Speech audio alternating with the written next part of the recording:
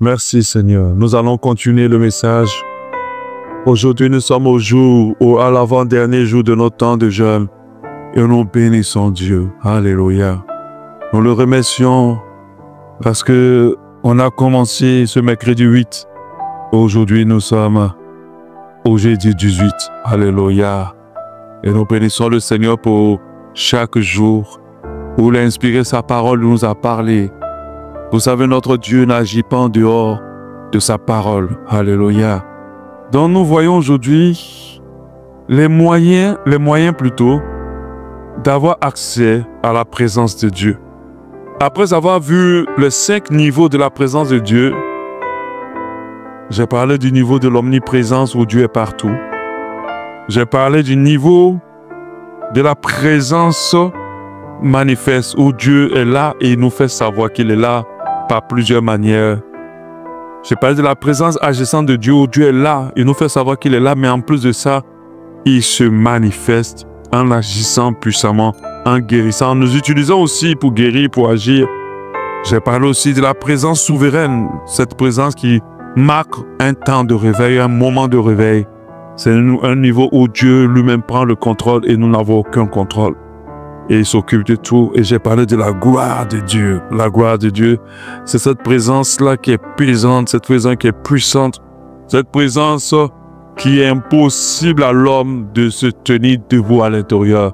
Quand elle arrive, nous ne pouvons pas nous tenir debout parce qu'elle est puissante, elle est pesante. C'est une grande présence. Alléluia. Le corps humain a du mal à supporter cette présence. On appelle ça la plénitude de la présence de Dieu. Elle se manifeste généralement par la nuée. Alléluia. On appelle ça la gloire de Dieu. Je disais que quand nous chantons, que nous disons Seigneur, fais-moi voir ta gloire, beaucoup de personnes ne réalisent pas ce qu'ils demandent. S'ils savaient ce qu'ils demandaient, ils allaient parler autrement. Ils allaient dire Seigneur, manifeste-toi dans ma vie ou Seigneur, agis dans ma vie. Là, c'est le niveau que l'homme peut supporter. Mais lorsqu'on va au niveau de la présence souveraine de Dieu, alors nous devons accepter de pouvoir lâcher le volant, de pouvoir tout laisser par la foi et de laisser Dieu nous guider. Alléluia, mais de le laisser régner sur nous. Comment accéder à ces présences? J'ai parlé du niveau 1 et du niveau 2. L'omniprésence, c'est la présence manifeste de Dieu. Je rappelle que tout ce que je dis ici, c'est appliqué avec les autres types de présence, mais il y a des choses qui changent à chaque niveau. Alléluia. Donc, se plonger dans la parole de Dieu, j'ai parlé de ça. Lire la Bible nous permet d'expérimenter la présence manifeste de Dieu lorsque nous lisons la Bible.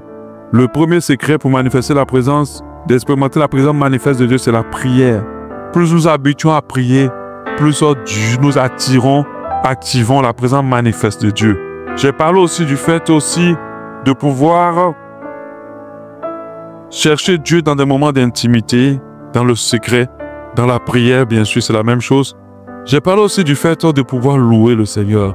La louange était un moyen efficace aussi, voilà, d'activer la présence manifeste de Dieu. C'est pour ça que vous voyez dans tous nos cultes, partout dans toutes les églises, avant quoi que ce soit, on passe d'abord un temps de louange. Parce que la louange apporte beaucoup. La louange est un moyen très efficace et très sûr d'activer la présence manifeste de Dieu. On a Actes 16, 25 à 26. Actes 16, 25 à 26. On parle de Paul et Silas. Vers le milieu de la nuit, Paul et Silas priaient, mais ils ne priaient pas que, ils chantaient aussi les louanges de Dieu. Et les prisonniers les entendaient. Ils se sont levés, ils se sentaient certainement seuls dans la prison et ils cherchaient le moyen de savoir que Dieu était avec eux, d'activer la présence manifeste de Dieu. Qu'est-ce qu'ils ont fait? Ils ont prié. Mais ils n'ont pas que prié, ils ont loué le Seigneur. Ils ont chanté, alléluia. Ils ont chanté des louanges à l'Éternel. Amen. C'est pour ça que lorsque nous rentrons dans la présence de Dieu, que nous voulons la présence de Dieu, que ce soit individuellement ou avec les frères et les sœurs, chantons et prions. Alléluia. Pour que se manifeste. Après, la Bible dit tout à coup. Alléluia. Tout à coup. Dis avec moi tout à coup. Tout à coup, il se fut un grand tremblement de terre, en sorte que les fondements de la prison furent ébranlés. On se rappelle qu'avec Élisée, dans le tremblement de terre, Dieu n'était pas. Mais là, il est dans ce tremblement de terre. Amen. Il fut un grand tremblement de terre, Alléluia. Et les fondements de la prison furent ébranlés. Au même instant, toutes les portes s'ouvrirent et les liens de tous les prisonniers furent rompus. Là, on a deux formes de présence ici. On a la présence manifeste de Dieu. On a la présence agissante de Dieu qui apporte la délivrance à Paul et à Silas. Alléluia.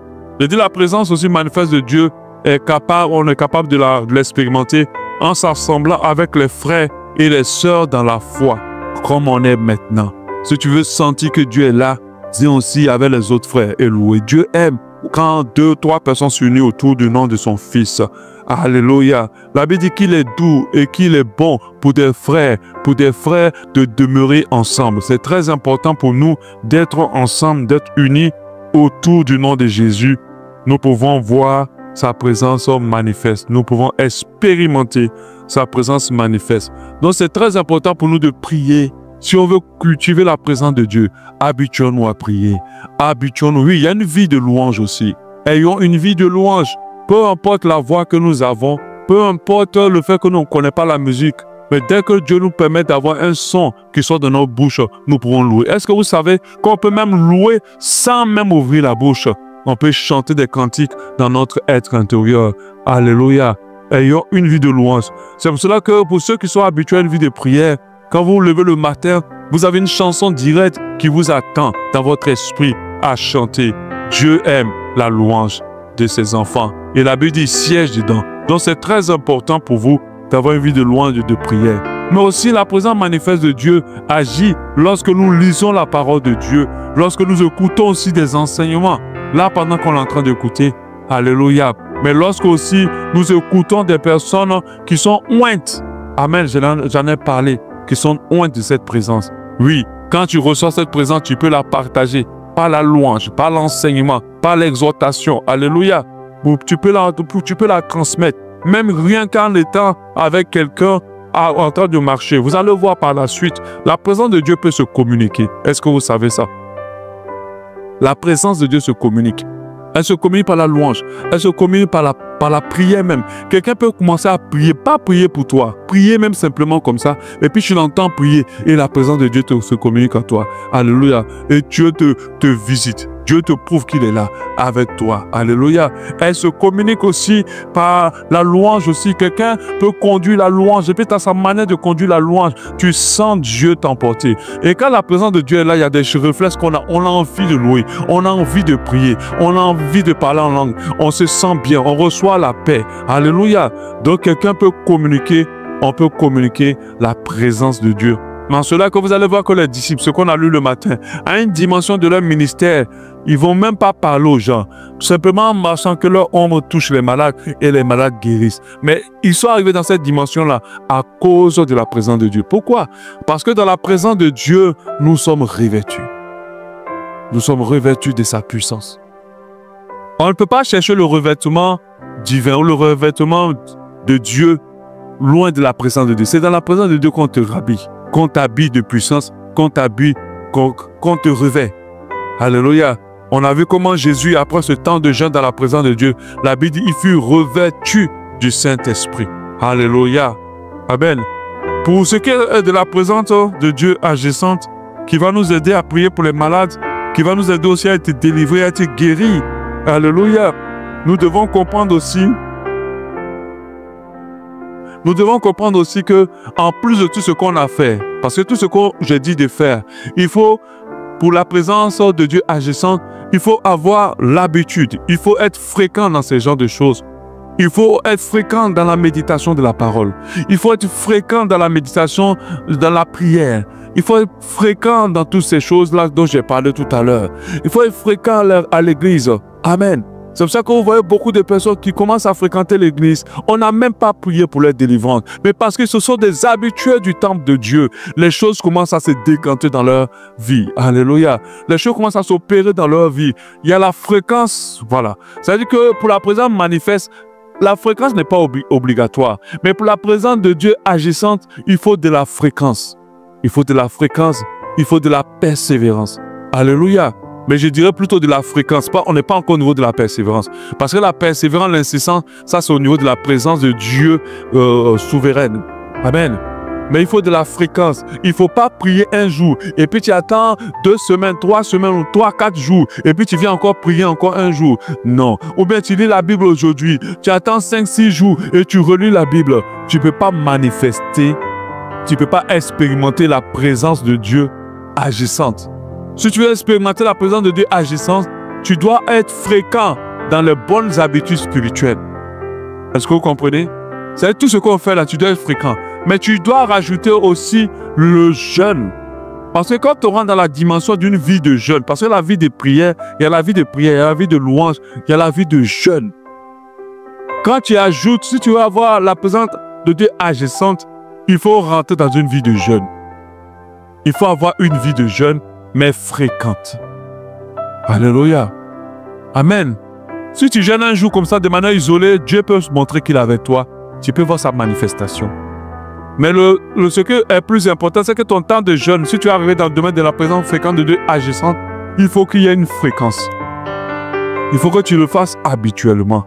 On a vu quand les disciples ont essayé de délivrer le jeune lunatique, ils n'ont pas pu le délivrer. Ils se sont approchés, la Bible dit en Matthieu 17, 19. Alors les disciples s'approchaient de Jésus et lui dirent en particulier, « Pourquoi n'avons-nous pas pu chasser ce démon ?» Et Jésus leur dit, « C'est à cause de votre incrédulité. » Alléluia, leur dit le Seigneur Jésus. Je vous le dis en vérité, si vous aviez la foi comme un grain de sénévé, vous direz à cette montagne, transporte-la ici, et elle se transportera, et rien ne vous serait impossible. Mais il dit mais. Donc il a dit, si tu as la foi, c'est vrai que c'est très important la foi pour la manifestation de la fréquence, la présence de Dieu. Là, c'est sûr, hein? La foi au central. Amen. Mais il a dit mais. Même si tu as la foi, mais. Même si tu crois que Dieu est puissant, mais. Même si tu crois que Dieu est capable, mais. Cette sorte de démon ne sort que par la prière et par le jeûne. Pas par la prière ou le jeûne, par la prière et par le jeûne.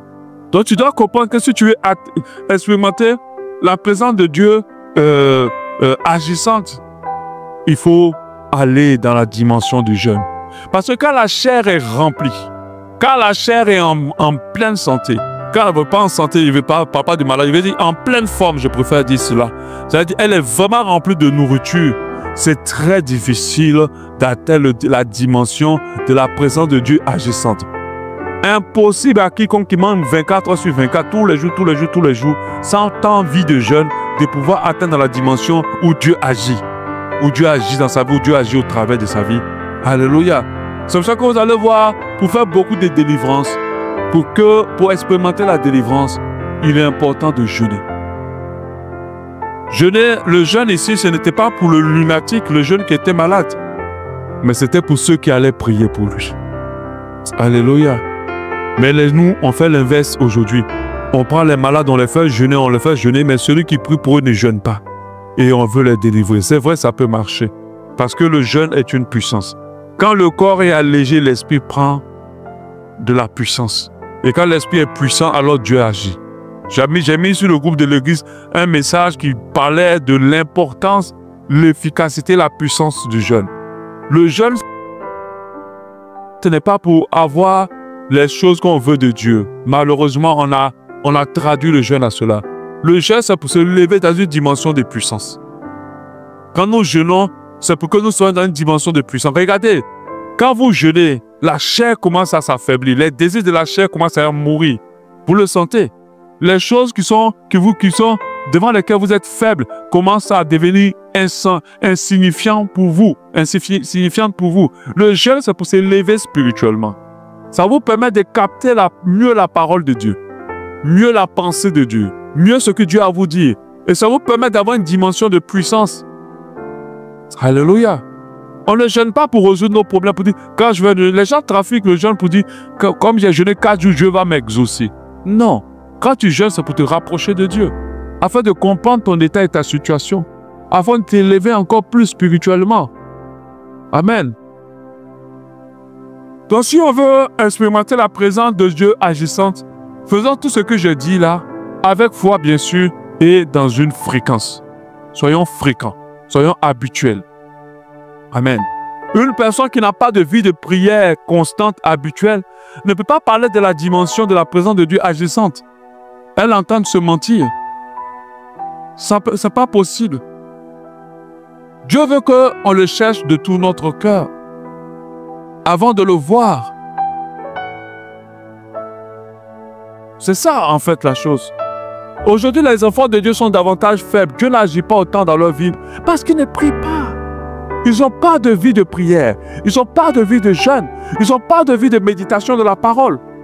Même pendant que nous sommes en train de faire notre méditation ensemble, on lit Genèse. Mais en dehors de Genèse, tu ne peux pas lire Genèse tous les jours puis sortir de ta journée. Tu vas lire ton chapitre et puis tu sors. Quand tu fais ça, on voit que tu n'as pas soif de plus. En dehors de ton chapitre, tu dois méditer autre chose. Alléluia. Parce que lorsque tu lis la parole de Dieu, tu te remplis d'elle. Quand tu as ces habitudes assez fréquentes, tu montes dans la présence de Dieu agissante. Non seulement elle va agir dans ta vie, mais en plus de ça, elle va t'utiliser pour agir dans la vie des autres. Alléluia. Donc, il faut qu'il y ait de la constance lorsqu'on veut voir Dieu agir. Si tu es habitué, tu viens à l'église, il faut être constamment à l'église. Écouter la parole de Dieu, prier, louer. Ceux qui se sont habitués à être constamment à l'église ont vu comment Dieu a commencé à agir dans leur vie.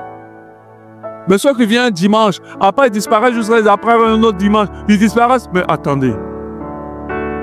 Quand tu sors le fer du feu et que tu veux lui donner une forme, tu ne peux pas attendre. Tu dois le taper pendant qu'il est encore chaud.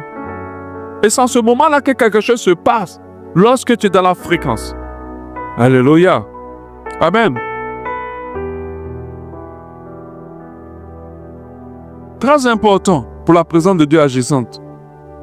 Prendre des initiatives. Prier pour ceux qui souffrent aussi. Si tu veux voir Dieu agir, aie cette audace de prier pour. Et déclare la parole de Dieu. Mais il y a un élément qui permet de rentrer dans la dimension de la présence de Dieu agissante. Surtout lorsque c'est au niveau d'agir pour les autres. C'est l'amour du prochain. Ah oui. Quand tu aimes les gens, ta prière a plus d'efficacité sur leur vie. Quand tu as de l'amour pour les gens, quand tu pries pour eux, ta prière, c'est pour ça que la prière d'une maman pour un fils, c'est une puissante prière. La prière d'un papa pour son fils ou sa fille, c'est une puissante prière. Parce que ce n'est pas une prière comme ça, c'est une prière d'amour. La prière pour les âmes, c'est une puissante prière. Alléluia. Prions pour les âmes que nous aimons. Il y a des gens qui conduisent des âmes, mais ils ne les aiment pas. Ces âmes-là sont dans leur ministère pour qu'eux deviennent grands. Pour qu'eux deviennent connus. Pour qu'eux deviennent célèbres. Mais ils ne les aiment pas. Parce que quand tu aimes des gens, tu n'es pas là pour voir comment ces personnes vont t'apporter des choses, mais tu es là pour te dépouiller pour elles. Et c'est en cela que ton ministère va commencer à avoir de l'impact sur leur vie. Et Dieu va agir au travers de ta vie sur leur vie. Si tu n'aimes pas quelqu'un, ta prière n'a pas d'efficacité sur sa vie.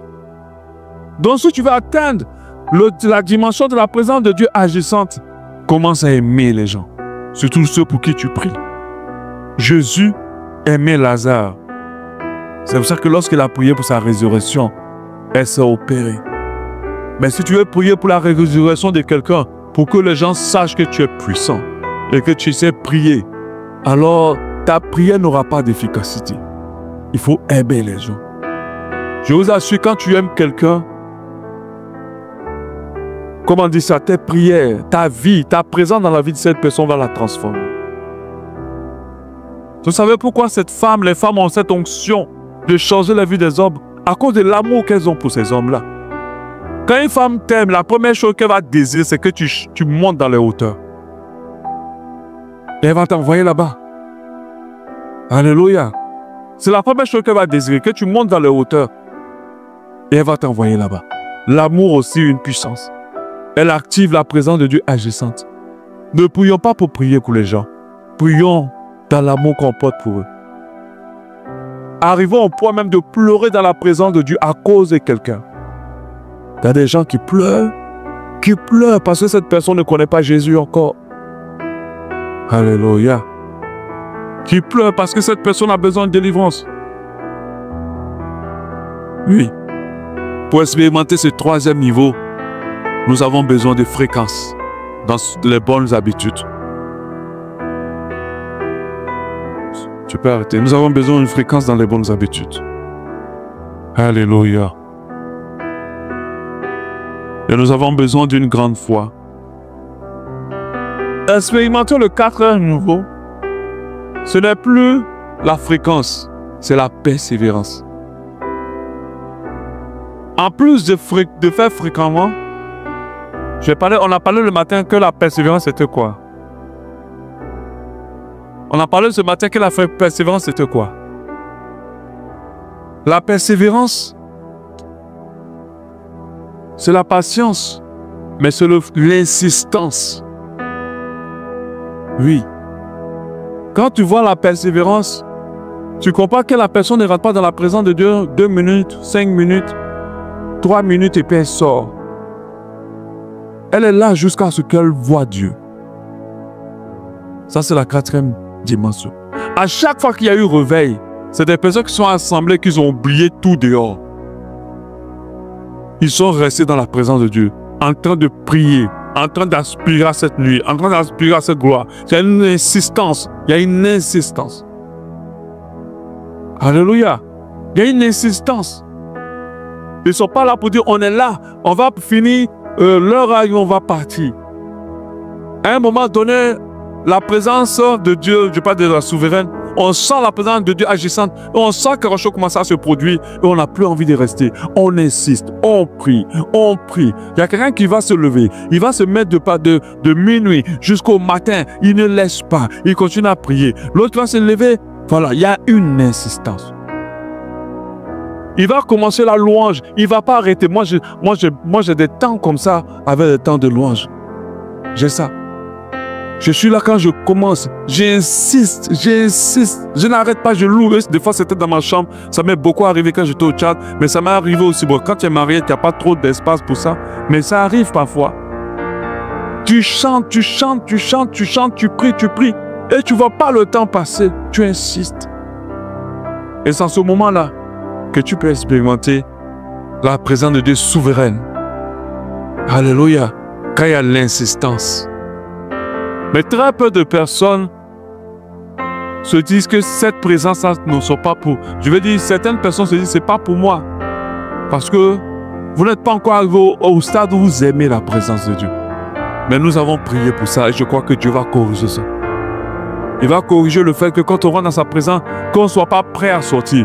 Qu'on ne soit pas dans sa présence pendant que notre esprit est ailleurs.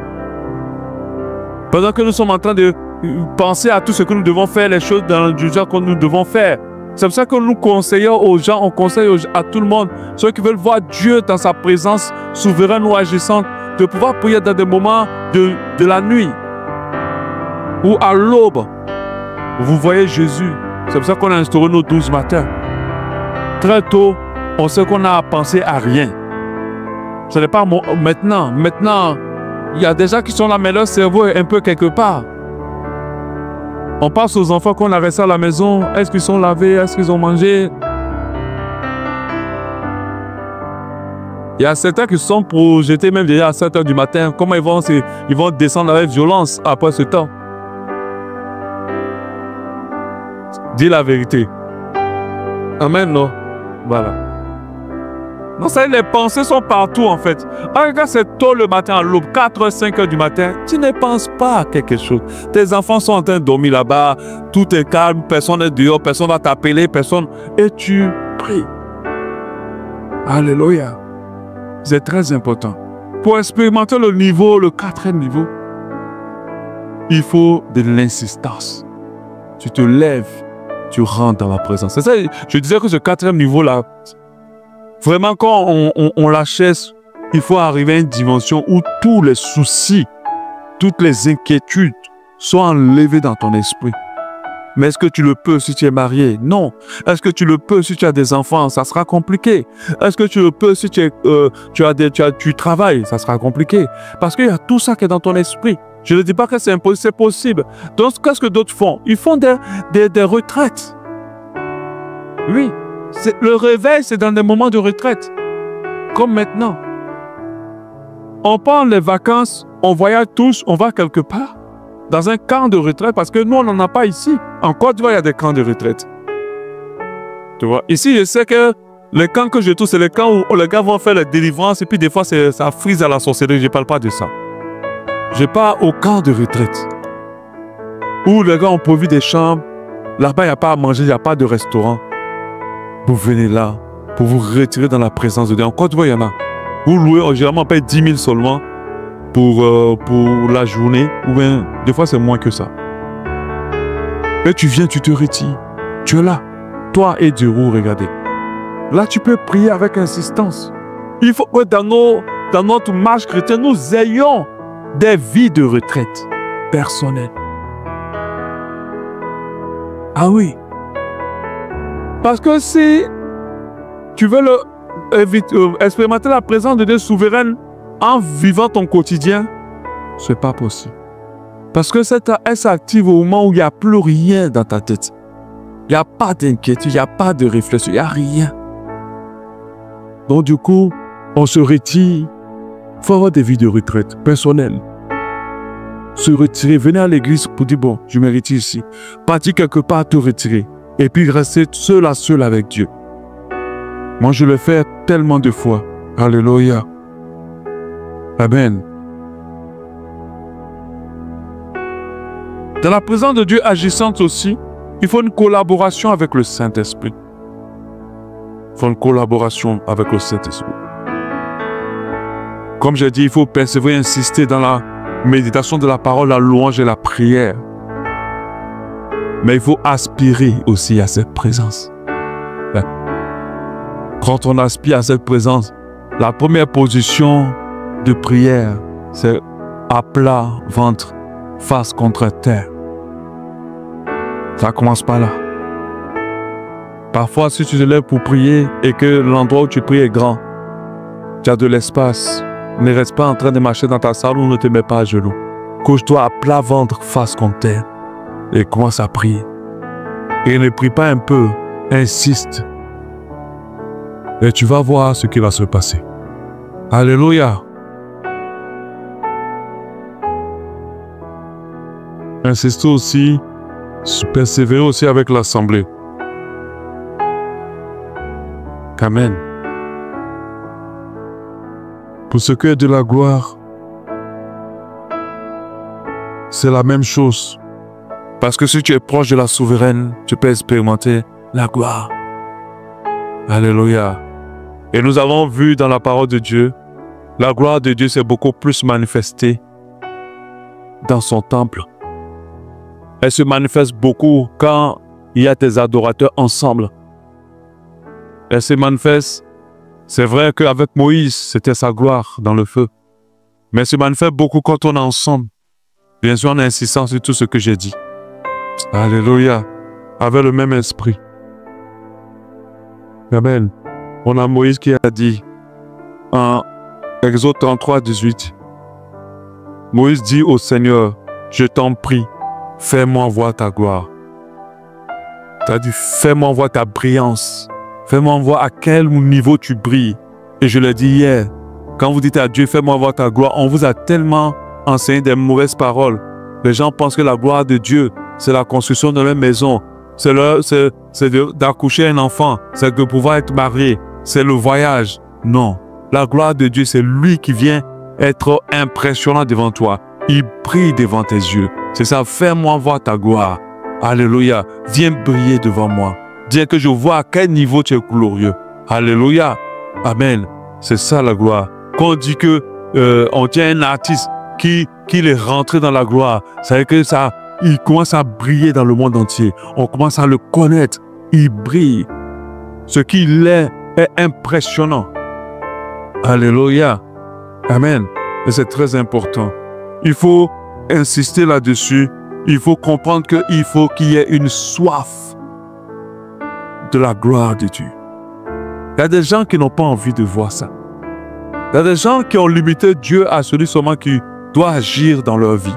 Qui ont limité Dieu seulement par rapport à leurs besoins et leurs désirs. C'est le Dieu qui sait. Ce que Dieu est n'est pas ce qui les intéresse. Vous savez, quand vous aimez quelqu'un, vraiment, à un moment donné, ce qui vous intéresse, c'est de voir cette personne. C'est de contempler cette personne. C'est d'être avec cette personne. Ce n'est pas tout ce qu'elle a à vous apporter. C'est pour ça que beaucoup de personnes ont des relations égoïstes parce que l'autre est là dans leur vie pour tout ce qu'elles veulent obtenir. Et généralement, ces personnes sont les plus frustrées de la vie. Amen. Mais nous ne sommes pas dans notre relation avec Dieu pour tout ce qu'il a à nous apporter. Nous sommes là parce que nous l'aimons. Et quand tu aimes Dieu, à un moment donné, tu veux le voir. Quand l'apôtre Yango était venu, il dit, son enlèvement s'est causé par quoi? Il a dit à Dieu, mais toujours on parle de toi. On dit que tu es là-bas, tu es ici. Un jour, amène-moi où tu es. Et c'est comme ça qu'il avait prié. Et cette même nuit, Dieu l'a dit, ok, comme tu veux me voir. C'est une prière que mes enfants ne font pas habituellement. Même quand ils disent qu'ils veulent voir ma gloire, ils sont en train de penser à leurs pauvres maisons et leurs pauvres, je ne sais pas quoi. Mais toi, quand tu pries, j'ai vu que ce n'est pas à ta maison que tu penses. J'ai vu que tu ne penses pas à ton succès ou à ce que ton église devienne une grande église. Parce que d'autres vivent pour avoir une grande église. C'est leur rêve. Mais ils n'aspirent pas à voir Dieu. Amen. Ils n'aspirent pas à voir Dieu. Vous savez, si ton désir est de voir Dieu, tu le verras. Mais pour voir la gloire de Dieu, il faut avoir vraiment un vrai désir de voir Dieu. D'aspirer à cette gloire. Alléluia. Amen. Donc voici les moyens de rentrer dans la présence de Dieu et d'expérimenter le niveau. Il faut qu'il y ait de la fréquence. Il faut qu'il y ait de l'insistance. Il faut qu'il y ait les bonnes habitudes. Il faut s'éloigner des ennemis de la présence de Dieu, comme le péché. Parce que si tu pêches, même si tu pries tous les jours, tu ne peux pas voir Dieu. Amen. Parce qu'il y a des gens qui sont devenus des, comment on peut dire ça, des religieux. Le religieux, il prie tous les jours. Il est fidèle à tout ce qui concerne le moment de prière. Mais il vit dans le péché. Mais tu ne peux pas voir Dieu. C'est impossible. Alléluia. Amen. Donc on doit s'éloigner de tous les ennemis de la présence de Dieu. Et puis insister sur les bonnes habitudes. Insister, persévérer, afin de vivre une dimension plus élevée de la présence de Dieu. Alléluia. La présence souveraine de Dieu ne peut pas venir tomber sur toi si tout le temps tu es sur la télé, si tout le temps tu es sur ton téléphone. Elle va venir te localiser comment? C'est même pas possible en fait. C'est pas une loterie. Cette présence-là a une conséquence. C'est la conséquence, comment on dit ça, à une source. Elle vient de quelque part. Elle vient de tes habitudes. Elle vient de ton insistance dans la prière. Elle vient dans la méditation de ta parole. Elle vient de ton aspiration. Elle vient de ta vie de sanctification, d'obéissance. C'est tout un ensemble.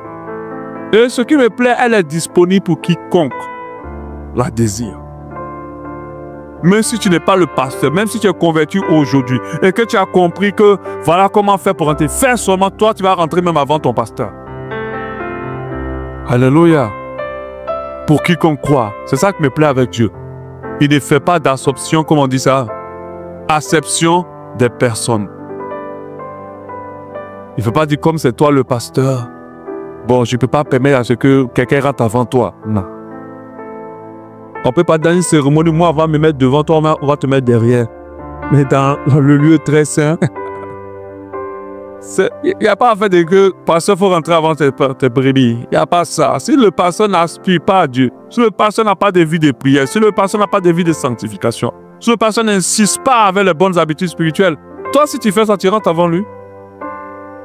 C'est ça qui me plaît avec Dieu. Alléluia. Ce n'est pas de la méritocratie. Pour ne pas dire que forcément tu ne mérites pas, c'est la grâce de Dieu qui nous donne accès à ça. Mais cette grâce a rendu disponible cette porte pour entrer. Alléluia. On va essayer de comprendre le tabernacle. Vous savez, notre Dieu n'a rien fait pour rien.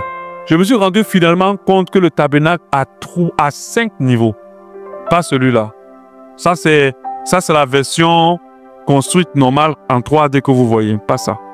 Avance encore. Avance. Voilà. Ça, j'aime cette version. C'est la même version. Vous la voyez, non? Voilà. Voilà, c'est le rideau pour entrer. Rideau d'entrée. Vous voyez? Ensuite, l'autel des sacrifices. Les parvis. Les parvis, c'est la cour. Cuve de purification. Lieu saint lieu très saint. Est-ce que vous voyez? Lieu saint, lieu très saint. Voici le voile qui s'est déchiré. Il est ici. On va le prendre dans la version aplatie. Voilà. Aplati. Ça aussi, c'est ça, ça ressemble à ça. Parce que dans le lieu saint, il y a la nuée de Dieu qui descend. Vous voyez ça? Voilà. Le lieu très saint, pardon. Prends-moi, Jésus, reste là. Lieu très saint, lieu saint, parvis. Ça, j'avais dit quoi? Non. L'autel et la cuve, c'est sanctification. Alléluia. Il y a 5 niveaux. Parvis. OK? Ensuite, l'autel des sacrifices, la cuve de sanctification, lieu saint et lieu très saint. On avance? Voilà. Donc, le voilà. L'autel des sacrifices ou des holocaustes, c'est la même chose. Holocauste, sacrifice, c'est la même chose. Ensuite, la cuve des reins pour la sanctification. Le parvis, c'est tout. Non, le parvis, c'est un lieu. Le parvis, c'est là. Le parvis du tabernacle. Le parvis. Voilà, c'est là. 1. Avant de rentrer dans le parvis. Et puis, il y a le lieu saint. Lieu saint. Et puis, lieu très saint. C'est dans le lieu très saint qu'il y avait l'arche de l'alliance. OK? Je vais vous expliquer le rôle de chacun. Alléluia. Donc, quand tu es en dehors de là, tu n'es pas enfant de Dieu. Amen. Quand tu n'es pas dans, tu n'es pas enfant de Dieu. Ça représente aussi la présence de Dieu. Et vous voyez que c'est évidemment combien de niveaux? 5 niveaux. Amen. C'est là que les sacrificateurs rentraient pour aller rencontrer Dieu et sortir pour dire ce que Dieu veut dire au peuple. La majorité du peuple avait droit à non, eux ne rentraient pas trop, hein. C'était les sacrificateurs. Et ils suivaient tout ce processus. Je vous explique. On va commencer par le premier qui est l'autel ou l'autel des reins. D'accord? L'autel des sacrifices ou l'autel des holocaustes ou l'autel des reins. Situé dans le parvis c'est la cour, comme je l'ai dit. C'est le lieu où les sacrifices d'animaux étaient offerts pour le pardon des péchés. Donc nous comprenons que la première condition déjà pour espérer arriver ici, c'est la confession. Amen. C'est le pardon, demander pardon pour ses péchés. Pour espérer arriver dans le lieu très saint, il faut commencer à se dépouiller de son iniquité. Est-ce que vous comprenez? Oui, c'est le lieu où étaient offerts les animaux pour le pardon des péchés. L'autel symbolise la nécessité d'une expiation pour les péchés et l'obéissance à Dieu à travers les sacrifices. Mais quand nous comprenons, c'est là que Jésus s'est crucifié pour que nos péchés soient pardonnés. Je n'ai pas dit d'aller attraper un mouton ou un bœuf puis tu le tues pour dire Seigneur, pardonne-moi mes péchés. Jésus est l'agneau immolé qui ôte les péchés du monde. Alléluia. Donc comme je l'ai dit, préfigure le sacrifice ultime de Jésus-Christ sur la croix. Hébreux 10:12, il montre que la réconciliation avec Dieu commence par l'expiation des péchés. La réconciliation avec Dieu commence par l'expiation des péchés. Alléluia. C'est par là que ça commence. Ensuite, on passe au parvis du tabernacle. Donc, c'est l'espace extérieur ouvert à tout le peuple d'Israël, c'est ce qu'on dit, où les fidèles venaient pour adorer et offrir leurs sacrifices. Cette zone d'accès initiale, un lieu de rencontre entre Dieu et les humains. Donc, le peuple pouvait entrer, comme je le disais tout à l'heure, je n'étais pas très convaincu, mais apparemment c'est ça. Le parvis, c'est la cour. Le peuple pouvait venir là pour sacrifier. Avant, quand tu avais péché, il fallait prendre un animal sans tache ni ride. C'est ce qu'il faut. C'est pour ça que Jésus est sans tache ni ride. Et il fallait venir le sacrifier là. Alléluia. Pour que tes péchés soient pardonnés. Amen. C'est donc le symbole des parvis et symbolise l'étape initiale de notre relation avec Dieu, venir à lui avec foi, confession et repentance. Donc, nous devons comprendre que pour monter dans la présence de Dieu, il est important qu'il y ait confession. Et comme je l'ai dit, la confession n'est pas la repentance. C'est deux choses différentes. Alléluia. Mais l'un dépend de l'autre. Tu ne peux pas te repentir si tu ne te confesses pas. Alléluia. Donc la confession et la repentance. Dis à Dieu ce que tu as fait de mauvais, c'est la confession. La Bible dit que si tu confesses tes péchés, il est fidèle et juste pour te pardonner et te purifier de toute iniquité. Ensuite, tu dois te repentir. Celui qui avoue ses transgressions et les délaisse, la Bible dit, ça c'est la repentance, obtient miséricorde. Alléluia. Donc, c'est très important de comprendre que espérer évoluer dans le niveau de la présence de Dieu commence d'abord par confession et repentance. Les deux éléments qu'on a vus même d'entrée de jeu du tabernacle de Salomon font allusion à la purification. Alléluia, à la confession et à la repentance. Ensuite, nous avons évidemment encore la cuve de purification. C'est comme si Dieu insistait tellement sur la sainteté avant de le rencontrer. Est-ce que vous comprenez ça? Moi, j'ai vu des machines qui fabriquent des jus de pommes. J'ai regardé un peu sur YouTube. Mais ils vont te laver les pommes à plusieurs reprises. Quand ils vont les laver, ils vont les écraser. Ils vont encore les décortiquer. Ils vont passer par tellement de niveaux afin qu'à la fin, le produit fini soit tellement pur et propre, sans problème. Alléluia. Donc, c'est ce que j'ai passé. La cuve de purification ou mer d'Éré. C'est cette cuve-là que les musulmans ont triché quand ils font ce qu'ils appellent les ablutions. C'est ce qu'ils ont triché. Parce que c'est là qu'on se lave, on se purifie. On se purifie complètement avant de rentrer dans le lieu saint.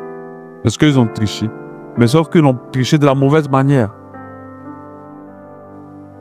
Située entre l'autel du sacrifice et le lieu saint, elle servait à purifier les prêtres avant qu'ils n'entrent dans le tabernacle pour accomplir leur fonction. Donc les prêtres devaient se laver, purifier avec cette cuve. C'est une grande cuve. Je crois que ça doit être avec l'eau à l'intérieur. Oui, c'est avec l'eau. Donc, représentant la purification nécessaire pour s'approcher de Dieu, symbolisée par l'eau. Dans le Nouveau Testament, elle pointe vers le baptême et la sanctification par la parole de Dieu.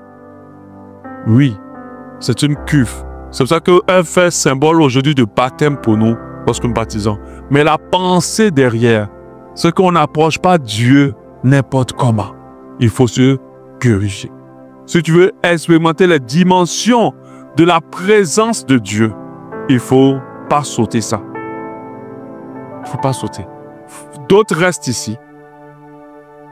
On confesse ses péchés, on se répand en griffe. Et après le lendemain, 3-4 jours, on reprend encore ce qu'on a laissé. On ne se purifie jamais. Et beaucoup de chrétiens sont là. Confession, oh, à partir d'aujourd'hui, j'arrête, à partir d'aujourd'hui. Mais il faut te purifier. La Bible dit, si tu confesses tes péchés, il est fidèle et juste pour te pardonner et te purifier. Pas où te purifier. Et te purifier de toute iniquité. C'est pour ça que quand vous demandez pardon à Dieu pour vos péchés, complétez, Seigneur, pardonne-moi pour ce que j'ai fait ça, pardonne-moi. Seigneur, purifie-moi de ce péché. Lave-moi de ce péché. Oui, lave-moi. Enlève ce péché sur moi. Purifie-moi. Parce que ce sont tes péchés, ce sont nos péchés qui nous séparent de Dieu. Si on n'est pas purifié dans nos péchés, nous sommes loin de lui. Alléluia. Mais il y a des gens qui pensent qu'ils sont plus intelligents. Et ils se purifient toujours. Toujours, Seigneur, purifie-moi. Toujours, Seigneur. Quand ils finissent de se purifier, ils sont en train de prier pour se purifier. Ce n'est pas parce qu'ils ont abandonné le péché. C'est pour juste se sentir en paix, pour aller recommencer quelque temps après. Alléluia. Donc la cuve de purification, elle est importante. Elle est importante. Le tabernacle, quand vous lisez la Bible, c'est Dieu qui l'a construit, qui a donné toutes les dimensions et comment elle doit être faite avec précision. Il a donné tout le plan. C'est pour ça que quand on parle de Dieu en tant que l'architecte, je n'ai pas parlé des francs-maçons. Hein. Voilà, parce que ne coupez pas la partie là. Oui, c'est lui qui a donné les dimensions, la longueur, la hauteur, il a tout donné. Quand David devait construire, Dieu a dit, tu ne peux pas construire, tu as trop tué les gens, tu as trop de sang sur ta main. c'est ton fils qui va construire. C'est en cela que David dit, même si je ne construis pas, je donne ma propre ça, pour aider mon fils à construire. Donc, il a investi pour que Salomon puisse le construire. Sinon, c'était David qui devait le construire. Et tu avais besoin de cet endroit pour venir rencontrer l'homme. Alléluia. Ensuite, nous passons au lieu saint. Accessible uniquement aux prêtres. Il contenait 3 objets, le lieu saint. C'est vrai que c'est de la connaissance, mais c'est très important. La table des pains de proposition, symbolisant la communion avec Dieu. Tout cela est représenté par la Sainte Seine. Ils viennent communier, donc ils vont couper le pain, vont manger, vont boire. Communion avec Dieu. Le chandelier de 7 branches, ils appellent Ménorah, éclaire le lieu et symbolise la lumière de Dieu. Donc il y a le pain pour la communion, il y a le chandelier. Vous voyez des chandeliers comme ça, et puis il y a 7 feux comme ça dessus. Et puis il y a l'autel des parfums, représentant les prières qui montent vers Dieu. Vous savez que nos prières sont comme un parfum. Mais une prière d'une personne qui ne se sanctifie pas, ce n'est pas un parfum. Alléluia. Donc le lieu saint représente un niveau plus intime d'adoration et de communion avec Dieu. Aujourd'hui, c'est le lieu où les croyants marchent dans la lumière, la prière, la communion avec Dieu par Jésus. Oui, connaît déjà la dimension du lieu saint. C'est une bonne dimension. Est-ce que vous savez qu'il y a certains sacrificateurs, quand le sacrificateur devait rentrer là, dans ce bloc-là, on attachait une corde sur son pied. Ils attachaient une corde sur son pied. Parce que s'il n'était pas assez sanctifié, il mourrait. Et on devait tirer son corps pour le faire ressortir. Parce que tu ne peux pas aller le chercher à l'intérieur. Quand il rentrait, ils attachaient une corde. Donc, s'il rentre dans la religiosité où il montre aux gens qu'il s'est purifié, il s'est montré. Bon, parce qu'il y a les gens qui arrivent à cette dimension où maintenant tout est mécanique, mais rien n'est sincère. Si c'est ça, on attache une corde, on ne sait jamais. Parce qu'il y a d'autres qui rentrent, ils ne ressortent pas. Il ne faut pas qu'ils pourrissent là-bas. Donc, on attache une corde. Dès qu'on sent que la corde ne bouge plus, on tire le corps en l'air. Toi, là, tu nous as menti. Et tu es rentré là-bas. Alléluia. En tout cas, si notre Dieu était comme avant, il ne s'amusait pas à les mensonges. L'autre même a touché l'arche de l'alliance. Il a seulement bloqué l'arche qui devait tomber. Il est mort. Parce qu'il n'était pas assez pur pour bloquer l'arche. Toi, tu veux bloquer l'arche. Ok, tu n'es pas pur. Laisse l'arche tomber. Ce n'est pas ton problème. Donc, le lieu saint n'est pas un niveau. Quand tu es déjà dans le lieu saint, tu es rentré quelque part. Tu es quelqu'un. Tu es quelqu'un. Là, au niveau de laquelle de notre niveau de présence de Dieu? Souveraine. Là, tu es quelqu'un. Tu es arrivé à un autre level. Ce n'est pas n'importe qui arrive à ce niveau-là. Puis, mais le voile est déchiré. On a accès à ça.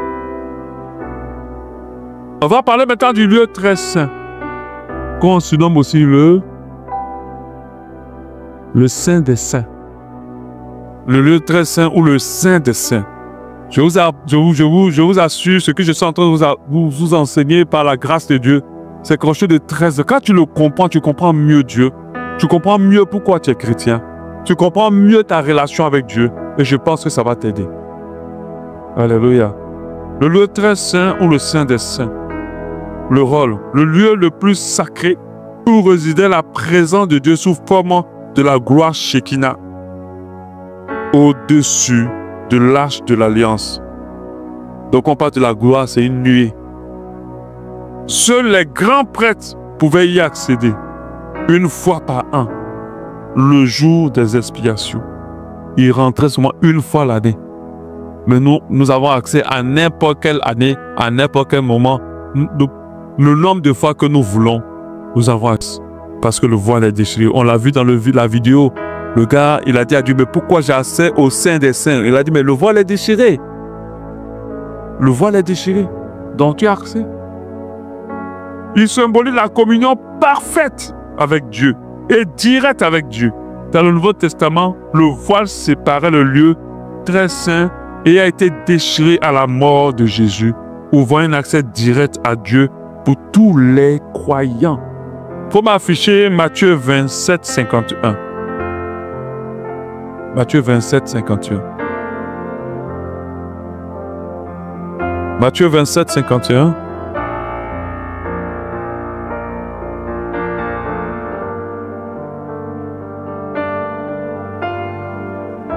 Et voici, le voile du temple se déchira en deux, depuis le haut jusqu'en bas. La terre trembla et les rochers se fendirent. Mais moi, Hébreux 10, 19 à 20. Hébreux 10, 19 à 20.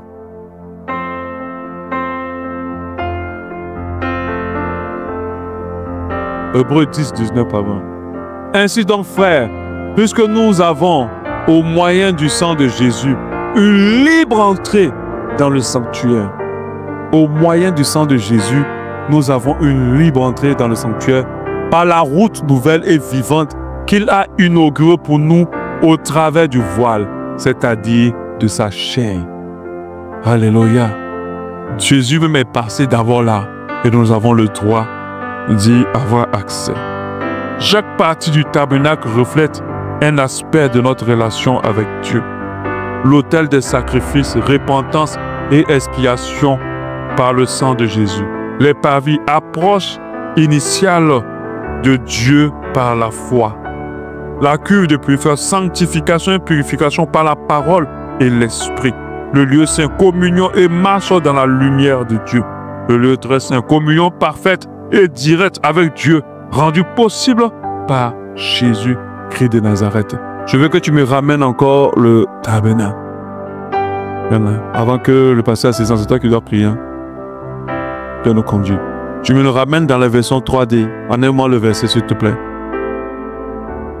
Alléluia. Voilà. Voilà, c'est là. Voilà. Ça se remet la lumière, s'il te plaît. Voilà. L'autel des sacrifices. Voilà la cuve des vins. Elle est là. Voici les sacrificateurs. Ce bloc-là, il faut être calé pour entrer là-bas. Mais ça, c'était à l'époque. Mais Jésus et moi, à la croix de Golgotha, on peut entrer.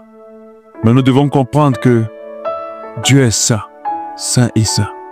Si nous voulons avoir accès à cet endroit, sanctifions-nous, purifions-nous, repentons-nous. Alléluia. Insistons dans les temps de prière. Insistons dans les temps de la méditation de la parole. Insistons dans l'amour fraternel, dans l'amour de Dieu. Alléluia. Ce tabernacle était très important. Jusqu'à aujourd'hui, il n'existe plus, mais on a des ruines de ce tabernacle. Est-ce que vous savez ça? Vous partez en Israël, on vous amène sur le lieu. Alléluia. Il n'existe plus. Et d'autres ont pour mission de le reconstruire. Parce que tout le plan est dans la Bible. Tout le plan du tabernacle est dans la Bible.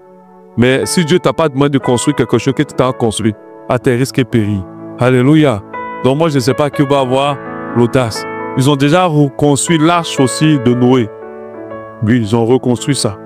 Parce que toutes les dimensions de l'arche de Noé sont dans la Bible. Toutes les dimensions sont dans la Bible. Ils ont déjà reconstruit ça. Je ne sais pas c'est dans quel pays. Je crois que c'était aux États-Unis. Où on rentre, on pouvait visiter tout ça. Ils ont reconstruit sur la base des dimensions bibliques. Ce qui montre que la Bible est vraie. La Bible n'est pas un mensonge. Alléluia. Donc voilà un peu tous ces niveaux-là. Et nous devons comprendre que ces niveaux nous sont accessibles. Alléluia. Nous avons le droit d'y avoir accès. Nous allons passer dans ce temps de prière. Alléluia. Nous bénissons encore notre Dieu pour cette merveilleuse journée. Parce que nous croyons pleinement qu'il est là au milieu de nous et c'est lui qui nous donne la force de tenir jusqu'à maintenant.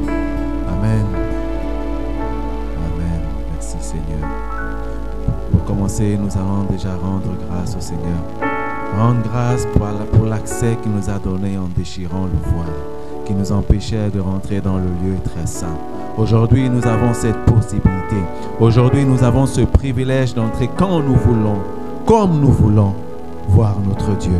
Alors tu vas élever ta voix et bénir notre Dieu pour le sacrifice qui a été fait à la croix. Parce que grâce à ce sacrifice, grâce à cette voix, grâce à cet accès, Jésus nous a donné la possibilité d'entrer dans le lieu très saint. Seigneur, ce soir, nous venons encore te dire merci. Merci pour ton sacrifice à la croix. Merci parce que tu as donné ton Fils Jésus-Christ, Seigneur, pour que nous puissions entrer dans ce lieu qui n'était pas accessible pour nous.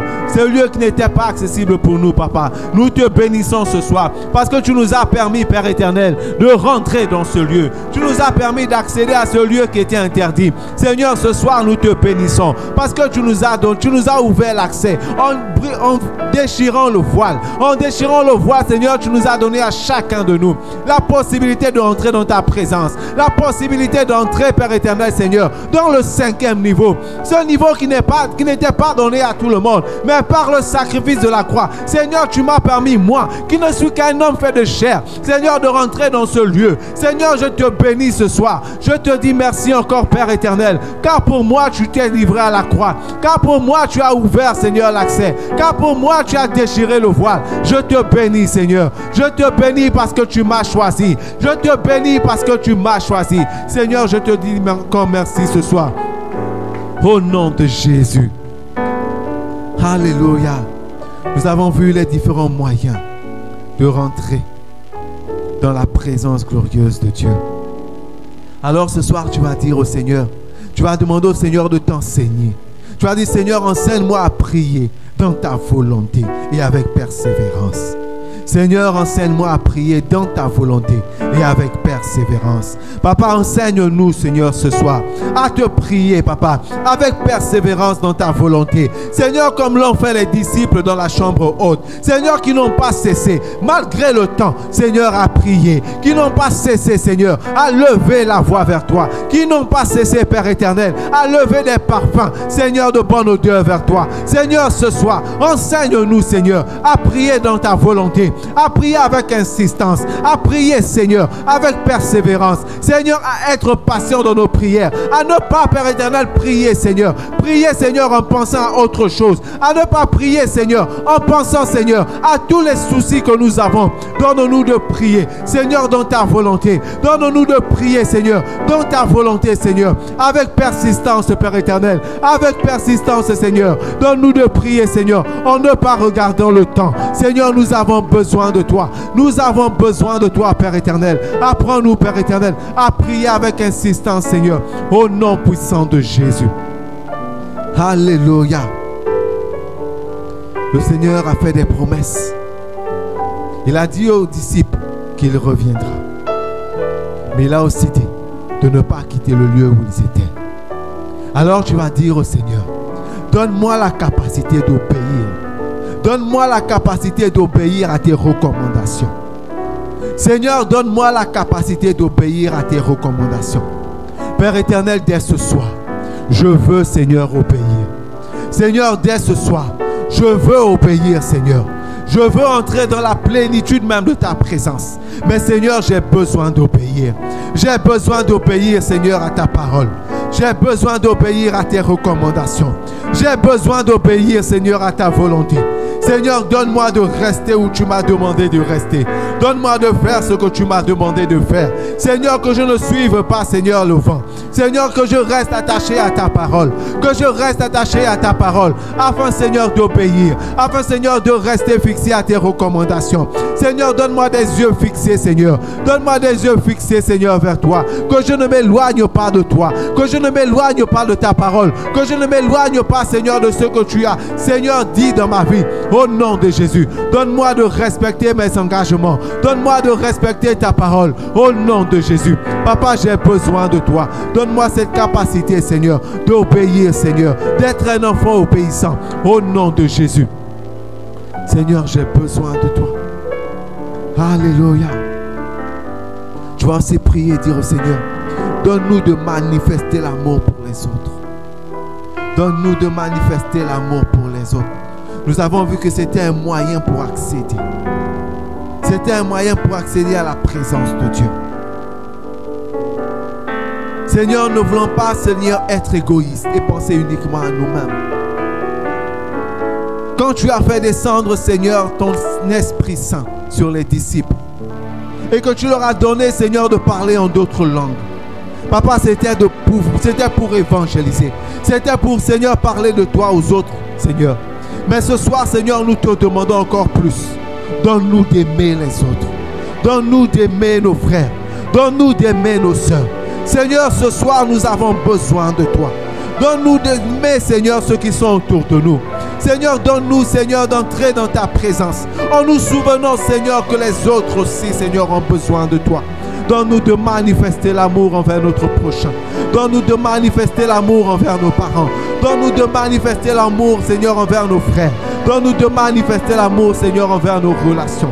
Et toutes les personnes qui ont besoin de toi. Seigneur, quand nous prions pour quelqu'un, que nous ne prions pas de façon mécanique, mais que nous puissions exprimer, manifester cet amour envers ces personnes. Que nous puissions, Père éternel, nous dépouiller même pour ces personnes. Seigneur, dans le secret, donne-nous de prier avec amour. Père éternel, donne-nous de manifester, Seigneur, cet amour au nom puissant de Jésus. Alléluia. Tu vas dire au Seigneur également, donne-moi, Père éternel, d'avoir une vie spirituelle qui t'honore. Donne-moi d'avoir une vie spirituelle qui t'honore. Seigneur, je veux, Seigneur, avoir une vie spirituelle selon ta volonté. Une vie spirituelle agréable, Père éternel, qui t'est agréable, Seigneur. Seigneur, je ne veux plus, Seigneur, avoir une vie spirituelle religieuse. Seigneur, où je ne fais que suivre les tendances du monde. Mais Seigneur, je veux, Seigneur, avoir une vie spirituelle qui t'honore. Une vie spirituelle dans laquelle, Père éternel, Seigneur, tu trouves, Seigneur, un enfant agréable. Un fils, Seigneur, qui te plaît. Seigneur, ce soir, donne-moi d'avoir cette vie spirituelle que tu souhaites que je puisse avoir, Seigneur, que tu as préparée pour moi. Cette vie spirituelle, Seigneur, qui, Seigneur, manifeste, Seigneur, la puissance d'en haut. Seigneur, qui me donne accès, Seigneur, qui me donne accès, Seigneur, aux 5 dimensions, aux 5 niveaux, Seigneur, au nom de Jésus, de ta présence. Père éternel, ce soir, Seigneur, je veux entrer dans une nouvelle dimension. Je veux entrer dans une nouvelle dimension. Je veux aspirer, Seigneur, à une nouvelle dimension ce soir. Papa, je ne veux pas sortir de ces lieux comme je suis rentré. Je ne veux pas sortir de ce lieu, Seigneur, avec la même vie spirituelle, avec le même niveau spirituel. Mais Seigneur, ce soir, je veux aspirer à plus. Papa, je veux aspirer à plus. Papa, je veux me dépouiller devant toi ce soir. Papa, je veux me dépouiller devant toi ce soir. S'il me faut me détourner de tout ce qui m'éloigne de toi,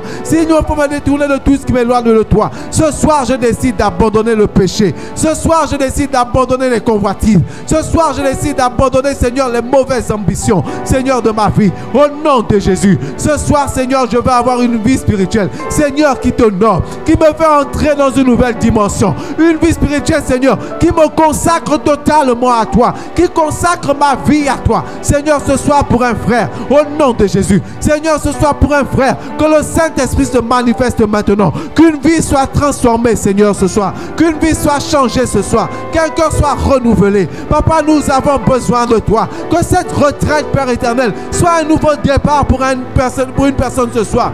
Que cette retraite soit un changement de vie pour un frère ce soir, pour une soeur ce soir. Soit une nouvelle naissance maintenant, Seigneur. Au nom de Jésus, donne-nous dans cette nouvelle vie spirituelle, dans cette profondeur spirituelle, de pouvoir pardonner, Seigneur, de ressentir, Seigneur, la miséricorde. Au nom de Jésus. Seigneur, nous avons besoin de toi ce soir. Alléluia. Merci, Seigneur. Merci, Père éternel, parce que c'est toi que nous sommes venus chercher ce soir. Seigneur, c'est toi que nous sommes venus chercher ce soir. Nous avons tout abandonné aujourd'hui pour toi. Seigneur, nous nous sommes livrés totalement pour toi.